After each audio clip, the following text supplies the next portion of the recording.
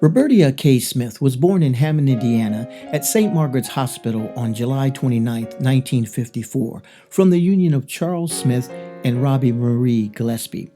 Kaye was delivered by longtime family friend Dr. Bethia. She grew up at a time when black residents' only option was to live between Columbia and Calumet and 169th and Highland. These few square blocks produced a number of productive people who impacted the city as well as the country. Her character and spiritual prowess came from attending St. John AME Church, originally located on Field Street, where most of her family attended. Kaye got her inquisitive and creative nature from her mother, Robbie, and her political savvy aptitude from her father, Charles Buddy Smith.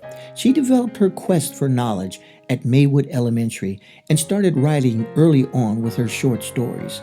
She slowly became interested in reading and writing where she would flex her creative muscles.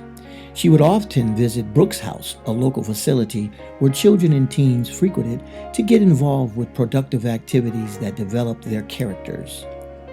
Kaye would often be found hanging out in the facility's library where she fed her thirst for researching famous writers and celebrated creatives.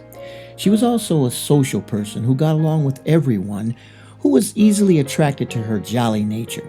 She even took a job with the Parks and Recreation Department to help serve her community and friends. Kaye went on to Hammond High School, where she continued to excel in English and developed her skills in storytelling. When she graduated, her desire and skill for scripting the literary word landed her at Indiana University at Ball State, where she majored in journalism. People would often gravitate to Kaye because of her infectious laugh and captivating smile. She would often submit her short stories to magazines and newspapers, capturing the title of an award-winning writer.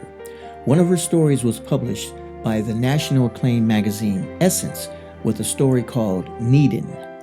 She also got an opportunity to do research with the acclaimed 60 Minutes as an independent contractor. She eventually moved to San Francisco, where she utilized her writing abilities with the United States government by working with the Housing and Urban Development Department.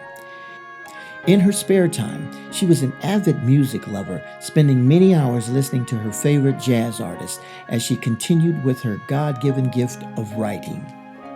Kaye passed away at her home December 4, 2022. She was preceded in death by her grandparents Ben and Lily McClendon, father Charles Curtis Smith, and mother Robbie Marie Smith.